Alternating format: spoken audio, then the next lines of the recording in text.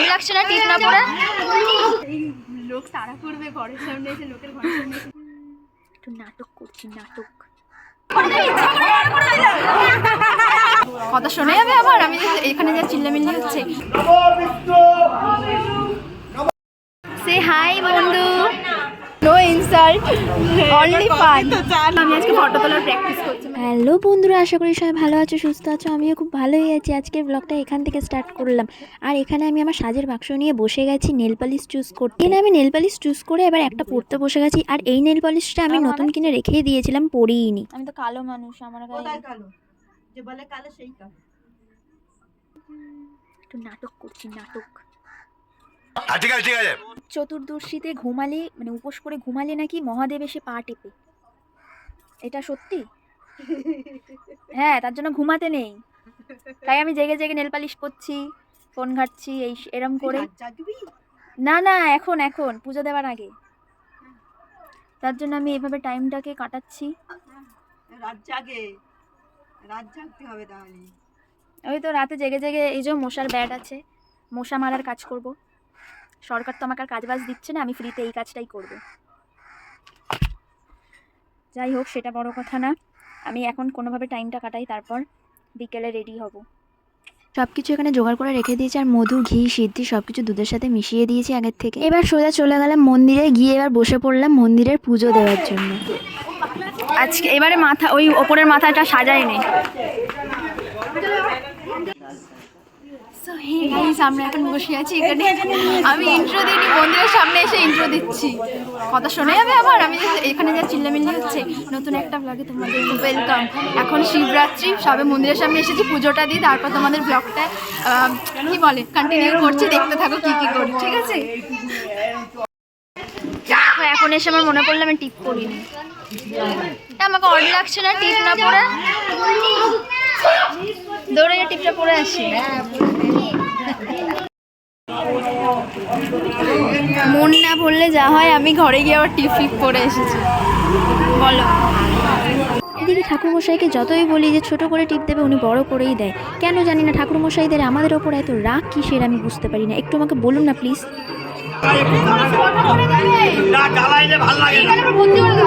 হাতটা সরা, ভালো লাগে না।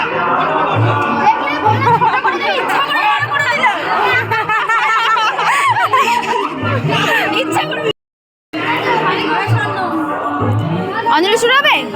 তাহলে দাঁড়াই, তুমি তো টিপটা দিও। লাল টিপ দেবে না? দেবে এটা। সে হাই বন্ধু। লোল করে দিচ্ছি, লোল।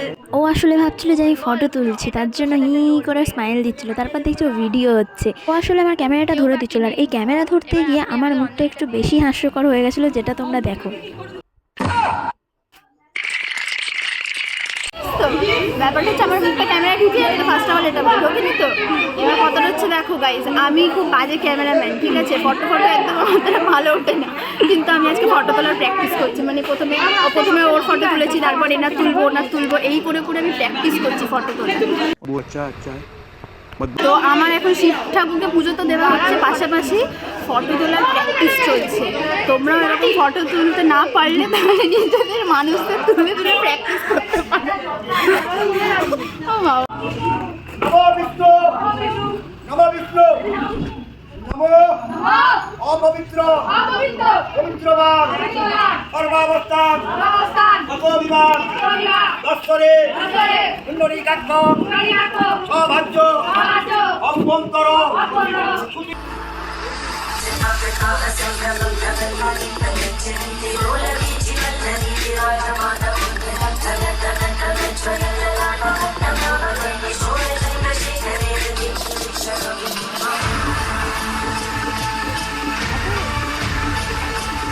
ভোলানাথের মাথায় জল ঢেলে এবার পুজো দিয়ে আমি এবার আক্তারের কাছে চলে গেলাম ওকে প্রসাদ দিতে। দেখ, ওদের আমি থালা নিয়ে এসেছি, আগে চন্দন খেতাম, পুরোটাই খেয়ে নে। খেয়েছিস? হ্যাঁ, সত্যি খেয়েছি। হ্যাঁ খেয়েছে। থালাটা আমি আবার আগে তো উপোস খেতে হয়। ওটা হলো আমার শিবের প্রসাদ, এই জ্যান্ত শিবের প্রসাদ। হ্যাঁ, ছোটো আঙুরটা তোর জন্যই এনেছি, জানিস? আমি একটা আঙুর চিড়ে এনেছি ওর জন্য, যাতে প্রসাদ দিতে সুবিধা হয়। ঠিক আছে? শিব বাবা ওর মাথা ঠান্ডা করে, আমার মাথাটা গরম করে দিই। এই লোক তাড়া করবে, ঘরের সামনে এসে লোকের ঘরের সামনে এসে চেঁচাচ্ছে। नहीं तुम लोग एक्सपेक्ट क्या कर रहे हो? इस वक्त मैं क्या बोल सकता हूँ? मैं कुछ नहीं बोल सकता। তাহলে কি টেস্ট হয়েছে না যাই বল, কি লাগে আমার সামনে খেতে? চল আমরা তিনজন ঘুরে আসি। তেল আছে? হ্যাঁ তেল আছে না? তিনজন মিলে কি আটকে বড় রাস্তার মাঝখানে চন্দ্র তো খাবেন, হরি বল এরকম করতে হবে। হ্যাঁ পিয়াকে বসে দেবো মাঝখানে। চল চল অনেকদিন পর তিনজন লজ্জা লাগছে না, আমার ভালোই লাগছে। এরকম ভাবে কেউ ঘুরেছে তার লোক ভাবে এখনো ফুচকা দোকান না, শোন না লোক ভাবে আমি ভিক্ষা করতে বেরিয়েছি, 1 টাকা কেউ দিয়ে না দেয় আমাকে। মানে ভাবা যায় আমি এই থালাটাকে নিয়েই ঘুরতে বেরিয়ে গেছি। এই ও আর হচ্ছে কেকের দোকান খোলা আছে। আমরা এখন এসেছি কফি খেতে। এই যে বড়লোক দিদিকে নিয়ে ঘুরছি তো, চাতে চলবে না, বড়লোক দিদির কফি খেতে হবে। No insult, only fun. এ লে ও বলতে চাইছে ওকে প্র্যাঙ্ক করে চা খাইয়ে দেবো। আরে কফি আছে। ধর কোনোদিন পুলিশ পেলো তখন কি হবে? আরে না গো, আমার যাবো কালকে ধরো, কি আমাকে ছিল এই সন্ধ্যা তুই বলেছিস তার জন্য ধরেছে। আমার ব্লগে দেখে নিচ্ছেন পুলিশ কাকুরা, একজন ছেলে আছে যে লাইসেন্স বানায়নি, তাকে গিয়ে ধরে দিই। কি জাত না কাকু, আমি প্র্যাঙ্ক করছি, পুলিশ কাকু আমাকে কিন্তু বিশ্বাস করবেন না, আমি কিন্তু সবসময় এরকম মজা করতেই থাকি। अरे मजाक तो तुम समझ रहे हो, बस एक दिन मेरी कुर्सी पर बैठकर देखो कि कितने अंगारों पर बैठता हूँ मैं, कितने कांटों का ताज है मेरे सर के ऊपर, तब पता चलेगा। যা চাবি কোথায়?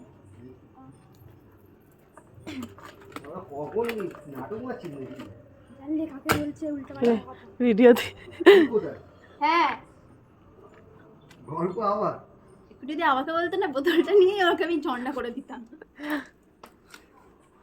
এটা কি কম কর। দেখ জলটা কিন্তু আমি আমি দাঁড়িয়ে বেছে আছি, আনি। আইবার ব্যাপারটা হচ্ছে দাঁড়া কথাটা বলতে দে। ব্যাপারটা হচ্ছে উপোস করে উঠে তো জল আনে প্রত্যেকবারে, যাই উপোস করি। এবারে আমি ভেবেছিলাম জল আনিনি, তারপর কানে কানে বলছি তুই আমার জন্য আজকে ভুলে গেছিস একটা জিনিস আনতে, এনেছি ডিপিতে আছে। তুই জলটা খা, তাড়াতাড়ি খা। এই জলটা এখনই পুরো জলটা নিয়ে যা, তুই খা। আমি আর খাবো না, আমি খেয়েছি। চা খেয়ে আর জল খাই না আমি। একটা সিক্রেট ব্যাপার শুনবি? ব্যাপারটা হচ্ছে ও উপোস করে আছে, হ্যাঁ মানে খাবার খায়নি পেট ভরে, ঠিক আছে? মানে আমি ঠিক জানি না, তাও আমি ওকে জোর করে বলেছি যে যা খেতে যা, যা খেতে যা। খেয়েছিস তো? তাহলে কিন্তু আমি যদি এখানে মানে ভুল হই তাহলে আমি খুশি হব। খেয়েছিস তো? এনে, আমি আর খাবো না। তাহলে ওই জলে কি হয়ে গেল, অসুস্থ হয়ে গেল? কফি খেলাম না একটু। জল খাবো না? টাটা। টাটা।